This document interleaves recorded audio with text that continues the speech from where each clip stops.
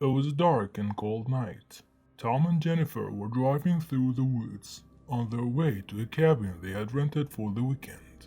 They had been looking forward to this trip for a long time, hoping to escape the stress of their busy lives and reconnect with each other again. As they drove along the winding road, they noticed a sign that said, "Be aware of wolves." They laughed it off, thinking it was a joke or a tourist attraction. They had never seen a wolf in their lives, let alone a dangerous one. They continued driving until they saw a large-shaped dog cross the road in front of them. Tom slammed on the brakes, barely avoiding a collision. He got out of the car, holding a flashlight, and walked towards the animal. Jennifer stayed in the car, feeling nervous. "Tom, be careful," she shouted. "Don't worry, it's probably just a deer or something," he replied. He reached the spot where the animal had crossed, then shone his flashlight around. He saw a trail of blood leading into the bushes. He followed it, curious and concerned. "Tom, come back," Jennifer screamed. He ignored her and kept walking. He reached a clearing where he saw a horrifying sight. A large hairy creature with glowing red eyes, sharp teeth, and claws was lying on the ground, bleeding from wound on his side. It looked like a wolf, but bigger and more monstrous. It was a werewolf. Tom gasped and dropped his flashlight. The werewolf noticed him and growled. It got up and lunged at him. Tom tried to run, but it was too late. The werewolf tackled him and bit into his neck. Tom felt a surge of pain, and then everything went black. Jennifer heard his scream and panicked. She got out of the car and ran towards the sound. She reached the clearing and saw the werewolf standing over Tom's body. She screamed and the werewolf turned to her face. It snarled and charged at her. She ran back to the car, hoping to get in and drive away, but the werewolf was faster and caught up with her. He jumped on the hood of the car and smashed the windshield with its paw. It reached for her, and she grabbed a tire iron from the backseat. She swung it at the werewolf, hitting it in the head. The werewolf howled and fell off the car. She quickly got in and started the engine. She reversed and hit the werewolf again. It rolled over and got up. It looked angry and ready to attack again. She put the car in drive and sped away. She looked in the rear-view mirror and saw the werewolf chasing her. It was gaining on her. She prayed and hoped to find a way out. She saw a sign that said, "Cabin 5, 2 miles." She followed it, hoping to find help. She reached the cabin and saw a light on. She parked the car and ran to the door. She knocked frantically and shouted for help. A man opened the door and looked at her. He was tall, muscular, and had a beard. He wore a flannel shirt, jeans, and boots. He looked like a lumberjack. "Please help me," she cried. "There's a werewolf after me." "A werewolf?" he asked, surprised. "Yes, a werewolf. It killed my boyfriend and it's coming for me. Please, let me in." He hesitated and then nodded. He opened the door wider and let her in. He closed the door and locked it. He led her to the living room, where there was a fireplace, a couch, and a TV. "Sit down and calm down," he said. "I'll get you some drink." He went to the kitchen and came back with a glass of water. He handed it to her and she drank it. She felt a little better and thanked him. "What's your name?" he asked. "Jennifer," she said. "I'm Sam," he said. "Thank you, Sam. You saved my life. Don't mention it. I'm sorry about your boyfriend." She sobbed and he hugged her. He comforted her and told her everything would be okay. Sam looked at the clock and saw that it was almost midnight. "We should get some rest," he said. "You can sleep on the couch and I'll sleep on the floor." Sam got a blanket and a pillow and gave them to her. He turned off the lights and lay down on the floor. He wished her good night and she wished him the same. Jennifer closed her eyes and tried to sleep. She couldn't. She kept thinking about Tom and the werewolf. She wondered if he was still out there looking for her.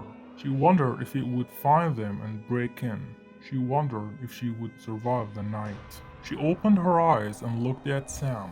He was sleeping and snoring softly. He looked peaceful and harmless. She felt a pang of gratitude and affection. He was a good man and a hero. She felt lucky to have met him. Jennifer got up and walked over to him. She bent down and kissed him on the cheek. Sam stirred and opened his eyes. He smiled and pulled her closer. He kissed her back and wrapped his arms around her. He whispered in her ear, "I'm glad you're here." She smiled and cuddled with him. She felt safe and warm. She forgot about the werewolf and the horror. She felt happy and hopeful. She thought maybe, just maybe, this was the start of something new. She didn't notice the wound on his side or the blood on his shirt. She didn't notice his eyes turning red or his teeth growing sharper. She didn't notice his claws digging into her back or his breath on her neck. She didn't notice until it was too late.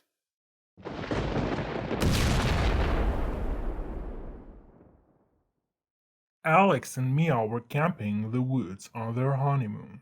They had always loved nature and wanted to spend some quality time together in a secluded spot. They had found a perfect place near a lake surrounded by trees. They had set up their tent and made a fire. They roasted marshmallows and told each other stories. They kissed and cuddled. They were happy and in love. They decided to go for a swim in the lake before going to bed. They stripped off their clothes and ran into the water. They splashed and laughed. They swam and hugged. They felt free and alive. They didn't notice the eyes watching them from the shore. They didn't notice the fur, the fangs, the claws. They didn't notice the hunger, the lust, the rage. They didn't notice until it was too late. The werewolf emerged from the shadows and howled. It ran towards the lake and jumped in. It swam towards Alex and Mia and attacked them. It bit Alex on the arm and Mia on the leg. They screamed and fought back. They kicked and punched. They tried to escape, but the werewolf was stronger and faster. It dragged them to the shore and threw them on the ground. It stood over them and growled. It was about to finish them off when it heard a gunshot. It turned and saw a man holding a rifle. He was wearing a hat, a coat, and boots. He looked like a hunter. He fired again and hit the werewolf in the chest. The werewolf yelped and staggered. He fired again and hit the werewolf in the head. The werewolf fell and stopped moving. He was dead. The hunter ran to Alex and Mia and checked on them. They were bleeding and in pain, but they were alive. "Who are you?" Alex asked. "I'm Frank," the hunter said. "I've been tracking this beast for a long time. I'm sorry I didn't get here sooner." "Thank you, Frank. You saved our lives," Mia said. "Don't thank me yet. You're both infected. You'll turn into werewolves too. Unless..." "Unless what?" Alex asked. "Unless I kill you now and end your misery," Frank said. Frank raised his rifle and aimed at them. They looked at him and at each other. They were scared and confused. They didn't want to die, but they didn't want to become monsters either. They held hands and closed their eyes. They waited for the shot. In the end, it never came. They opened their eyes and saw Frank lowering his rifle. He smiled and winked. "I'm just kidding. There's another way. A cure. I have it in my truck. Come on, let's go." Frank helped them up and wrapped their wounds. He led them to his truck and drove them to his cabin. He gave them the cure and treated their injuries. He told them they would be fine and that they would never turn into werewolves. He told them that they were lucky and that they should be careful. He told them they should enjoy their honeymoon and their life. They thanked him and hugged him. He smiled and wished them well. They drove them back to their campsite and left them alone. They drove away and disappeared. They looked at each other and smiled. They felt relieved and grateful. They felt happy and hopeful.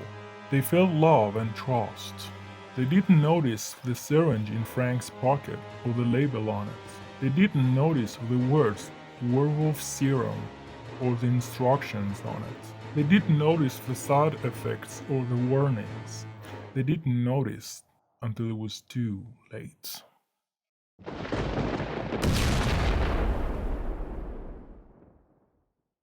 It was dark and windy night. Jake and Lisa were driving through the woods on their way to a cabin they had rented for the weekend getaway.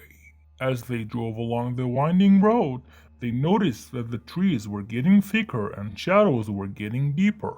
They felt a sense of unease, as if something was watching them from the darkness. They tried to shake it off and focus on the road, but they couldn't help feeling nervous. Suddenly, they heard a loud thud and the car jerked to the halt. Jake checked the dashboard and saw that the engine had died. He tried to restart it, but nothing happened. He looked at Lisa, who was pale and scared. "What was that?" she asked. "I don't know, maybe we ate something?" Jake said. "Something? Like what?" "I don't know, maybe a deer or bear." "A bear? Are you kidding me?" "Look, don't panic, okay? I'm sure it's nothing. Maybe it's just a flat tire or something. I'll go and check it out. You stay here and lock the doors." Jake grabbed a flashlight and got out of the car. He walked around to the front and saw that the hood was dented and smashed. He lifted the hood and saw that the wires and hoses were torn and shredded. He cursed under his breath and slammed the hood down. He walked back to the driver's side and tried to open the door, but it was locked. He knocked on the window and gestured for Lisa to unlock it. She looked at him with a terrified expression and shook her head. "What are you doing? Let me in!" Jake shouted. No. There's something out there," Lisa screamed. "What are you talking about? Look behind you." Jake turned around and saw a pair of glowing red eyes staring at him from the bushes. He felt a chill run down his spine and dropped the flashlight. He heard a low growl and saw a flash of fur and teeth. He realized that it was not a deer or a bear, but something much worse. A werewolf. He screamed and ran to the car, but it was too late. The werewolf leaped out of the bushes and pounced on him, knocking him to the ground. Jake felt the sharp claws and fangs sticking into his flesh and blood spilling from his wound. He tried to fight back, but he was no match for the beast. Lisa watched in horror as the werewolf tore Jake apart. She wanted to help him, but she was paralyzed with fear. She sobbed and prayed for a miracle, but none came. She knew that she was next. She closed her eyes and waited for the end, but it never came. She heard a gunshot and opened her eyes. She saw a man standing over the werewolf holding a rifle.